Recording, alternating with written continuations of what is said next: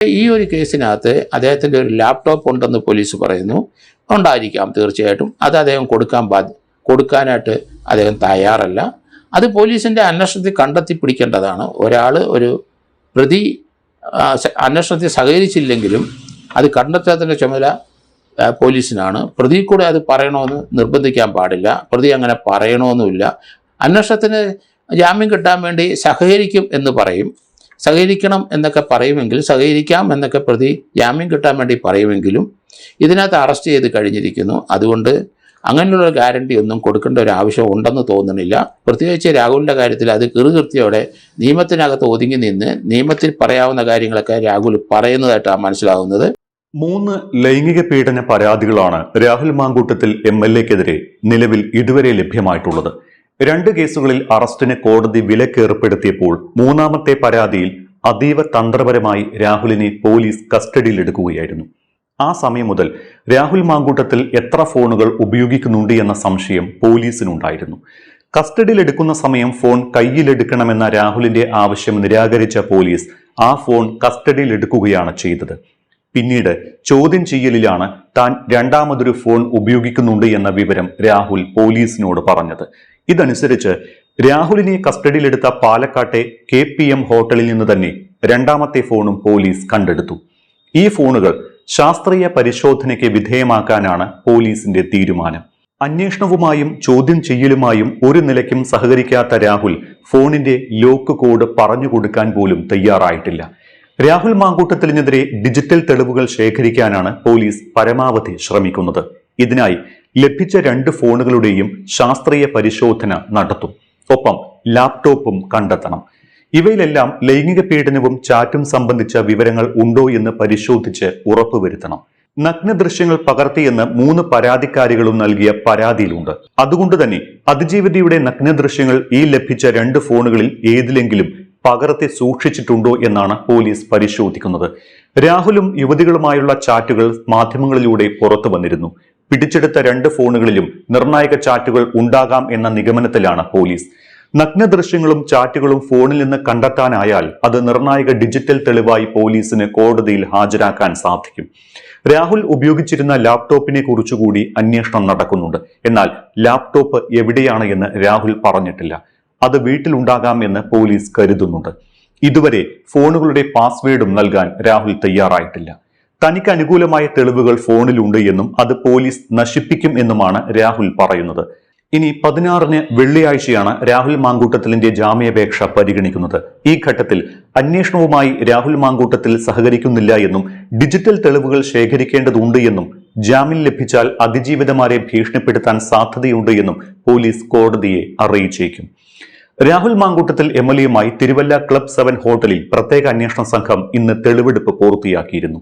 രാഹുലിനെതിരായ 3ാമത്തെ ബലാത്സംഗ പരാതിയിൽ യുവതി പറഞ്ഞിട്ടുള്ള ഹോട്ടലാണ് ഇത്. യുവതിയുമായി 2024 ഏപ്രിൽ 8-ന് ഹോട്ടലിൽ എത്തിയെന്ന കാര്യം തെളിവെടുപ്പിനിടെ രാഹുൽ സമ്മതിക്കുകയും ചെയ്തു. 15 മിനിറ്റ് മാത്രമാണ് ഇവിടെ തെളിവെടുപ്പ് നീണ്ടത്. ഹോട്ടൽ രജിസ്റ്ററിൽ രാഹുൽ മാങ്കൂട്ടത്തിലിന്റെ പേര് SIT കണ്ടെത്തിയിട്ടുണ്ട്. 408 നമ്പർ മുറിയാണ് പരാതിക്കാരി രാഹുലിന്റെ നിർദ്ദേശമനുസരിച്ച് ബുക്ക് ചെയ്തിരിക്കുന്നത്. ഈ മുറിയിലായിരുന്നു തെളിവെടുപ്പ്. പരാതിക്കാരിയുടെ പേരിലാണ് മുറി രജിസ്റ്റർ ചെയ്തിരിക്കുന്നത്. രജിസ്റ്ററിൽ രാഹുൽ BR എന്നാണ് മാങ്കൂട്ടത്തിലിന്റെ പേര് രേഖപ്പെടുത്തിയിട്ടുള്ളത്. രാഹുലിന്റെ യഥാർത്ഥ പേരാണ് ഇത്. അതിജീവിതയുമായി സംസാരിക്കാനാണ് എത്തിയത് എന്ന് രാഹുൽ പോലീസിനോട് പറഞ്ഞു. പീഡിപ്പിച്ചുവെന്ന പരാതിയെക്കുറിച്ച് ചോദിച്ചപ്പോൾ മാങ്കൂട്ടം മറുപടി നൽകിയില്ല.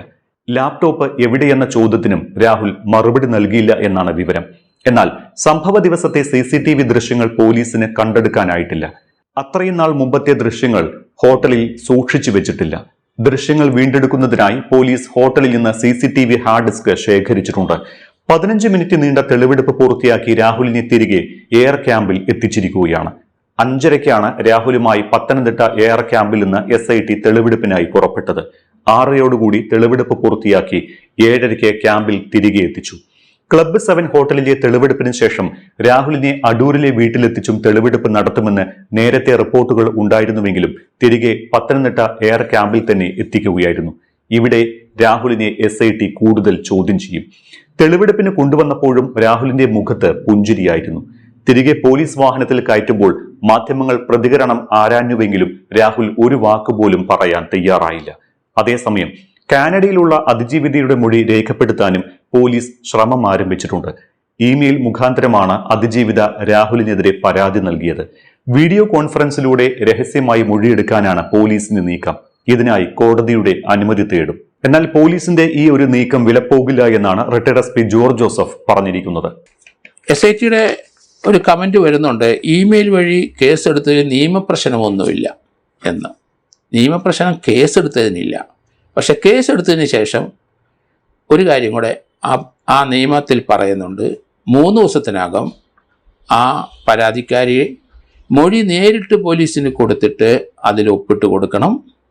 ആ മൊഴി രേഖപ്പെടുത്തുമ്പോൾ ഒരു വനിതാ പോലീസ് ഉദ്യോഗസ്ഥ ഉണ്ടായിരിക്കണം അവരെ മൊഴി രേഖപ്പെടുത്തുന്നത്. അപ്പോൾ അവരുടെ സാന്നിധ്യം വേണം. വിദേശത്തുള്ള ആ അതിജീവിത തീർച്ചയായിട്ടും കേരളത്തിൽ വന്നിട്ടില്ല. അപ്പോൾ ആ ഇമെയിൽ അയച്ച ആ പരാതി ഇൻവാലിഡ് ആവും എന്നാണ് ഞാൻ കരുതുന്നത്. കാരണം അവരിവിടെ വന്ന് 3-ാം ദിവസം തന്നെ അതിന് അങ്ങനെ ഒരു ഇമെയിൽ അയച്ചിട്ടുണ്ടെങ്കിൽ അതിൻ്റെ പിന്നാലെ പോകുന്നെങ്കിൽ തീർച്ചയായിട്ടും 3-ാം ദിവസം തന്നെ അവർ മൊഴി കൊടുത്ത് ഒപ്പിട്ട് പോലീസിന് കൊടുക്കണം. അതെന്തായാലും ഉണ്ടായിട്ടില്ല. അപ്പം അത് ഇൻവാലിഡ് ആകും എന്നാണ് ഞാൻ കരുതുന്നത്. 3 ദിവസത്തിന് ശേഷം അവരുടെ മൊഴി രേഖപ്പെടുത്തുന്ന സമയത്ത് അത് വീഡിയോഗ്രാഫ് കൂടെ ചെയ്യണം. അത് കൃത്യത വേണം അതിന്. അതും ഉണ്ടായിട്ടില്ല. അപ്പോൾ അങ്ങനെ നിയമപ്രശ്നം ഇല്ല എന്ന് SIT പറയുന്നെങ്കിലും ഇമെയിൽ പരാതി അയക്കുന്നതിന് നിയമപ്രശ്നമില്ല. അത് അയക്കാൻ ആർക്കും വേണം. പക്ഷേ 3-ാം ദിവസം അവർ ലോകത്തിലെവിടെയായാലും ശരി 3-ാം ദിവസം ആ അന്വേഷണ ഉദ്യോഗസ്ഥൻ്റെ മുമ്പിൽ കേസെടുത്തയാളുടെ മുമ്പിൽ വന്ന് മൊഴി കൊടുക്കണം. അത് അവർക്ക് അറിയണമെന്ന് നിർബന്ധം. പക്ഷേ പോലീസ് ധൃതി പിടിച്ച് ആ ഇമെയിൽ അവർ വന്നിട്ട് മാത്രം രജിസ്റ്റർ ചെയ്താൽ മതിയായിരുന്നല്ലോ. എന്തിനാണ് നേരത്തെ കയറി രജിസ്റ്റർ ചെയ്തത്? അതുകൊണ്ടാണ് ഇത് രാഷ്ട്രീയ പേര്. നിയമത്തെ വ്യതിചലിച്ചാണ് പോലീസ് അതിനകത്ത് സഞ്ചരിച്ചിരിക്കുന്നത്.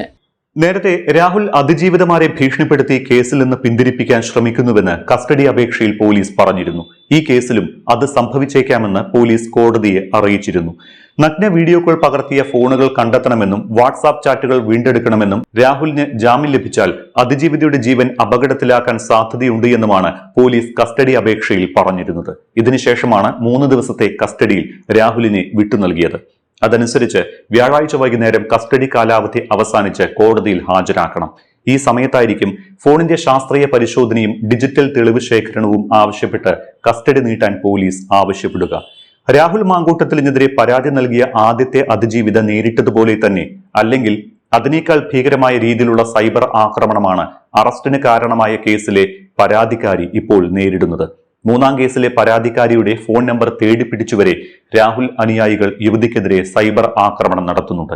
സഹികെട്ടതോടെ അന്വേഷണ സംഘത്തിന് അതിജീവിത പരാതി നൽകി. ആദ്യ കേസിലെ അതിജീവിതയെ അപമാനിച്ചതിന് രാഹുൽ ഈശ്വർ അടക്കം ഒട്ടേറെ പേർക്കെതിരെ കേസെടുത്തിരുന്നു. ആഴ്ചകളോളം ജയിലിൽ കിടന്ന് കോടതിയിൽ മാപ്പും പറഞ്ഞ ശേഷമാണ് രാഹുൽ ഈശ്വറിന് പുറത്തിറങ്ങാൻ സാധിച്ചത്. ഇതേ നടപടി തന്നെ ഈ പരാതിയിലും എടുക്കാനാണ് DGPയുടെ നിർദ്ദേശം. അതിനായി സൈബർ ആക്രമണം നടത്തിയ സോഷ്യൽ മീഡിയ പ്രൊഫൈലുകളുടെ പരിശോധനയും പോലീസ് തുടങ്ങിയിട്ടുണ്ട്. കാനഡയിൽ ജോലി ചെയ്യുന്ന 31-കാരിയുടെ പരാതിയിലാണ് രാഹുലിനെ ശനിയാഴ്ച രാത്രി പാലക്കാട്ട് നിന്ന് അറസ്റ്റ് ചെയ്തത്. അതേസമയം മാങ്കൂട്ടത്തിൽ കേസിൽ പോലീസ് നിയമത്തെ വളച്ചൊടിക്കരുത് എന്ന് റിട്ടയർഡ് SP ജോർജ് ജോസഫ് പറഞ്ഞു. കേസുപോലും നിലനിൽക്കില്ല, പാളിപ്പോയ കേസാകും, ധാരാളം നിയമപ്രശ്നങ്ങൾ ഉണ്ടാകുമെന്നും അദ്ദേഹം പറഞ്ഞു. കൃത്യമായിട്ട് നിയമപ്രശ്നത്തിനകത്ത് ഒതുങ്ങി നിന്നുള്ളൊരു അന്വേഷണം, അതിൻ്റെ അത് പറയുന്ന രീതിയിൽ തന്നെ അന്വേഷണം മുന്നോട്ട് കൊണ്ടുപോകാൻ അന്വേഷണ ഉദ്യോഗസ്ഥർക്ക് കഴിയുള്ളൂ. അതുകൊണ്ട് അവരെ ഇമെയിൽ വന്നപ്പോൾ അവരെ വിളിച്ചു വരുത്തി ശേഷം ഇമെയിലിൽ അവരെ 3 ദിവസം FIR എടുത്താൽ 3 ദിവസം എന്ന് പറയുന്നത് അവരെ വിളിച്ചു വരുത്തിയ ശേഷം FIR എടുത്താൽ മതിയായിരുന്നു. അവിടെയൊക്കെ ചില നിയമപ്രശ്നങ്ങളും നിയമക്കുരുക്കുകളും ഉണ്ട് എന്നാണ് ഞാൻ കരുതുന്നത്. അതുകൊണ്ടാണ് നിയമം അനുസരിച്ച് മുന്നോട്ട് പോകാൻ കാര്യങ്ങൾ. ഇവിടെയുള്ള ഒരാളാണെങ്കിൽ അപ്പോൾ തന്നെ ഇമെയിൽ അയച്ചാലും 3-ാം ദിവസം നമുക്ക് മൊഴി കൊടുത്ത് അതിൽ ഒപ്പിട്ട് കൊടുക്കാമായിരുന്നു. അവിടെ ഒരു വനിതാ പോലീസ് ഉദ്യോഗസ്ഥയെ കൊണ്ട് റെക്കോർഡ് ചെയ്യിപ്പിക്കാമായിരുന്നു. അതോടൊപ്പം തന്നെ അതിൻ്റെ വീഡിയോഗ്രാഫ് ചെയ്യുന്നതിനും അതൊക്കെ നിയമപുസ്തകത്തിൽ പറയുന്ന കാര്യമൊക്കെ ചെയ്യാൻ പറ്റും. പക്ഷേ അതൊന്നും ഈ കാര്യത്തിൽ നടന്നിട്ടില്ല. ഒരു കേസ് എടുത്തു എന്ന് മാത്രമേ പറയാൻ ഒക്കുള്ളൂ.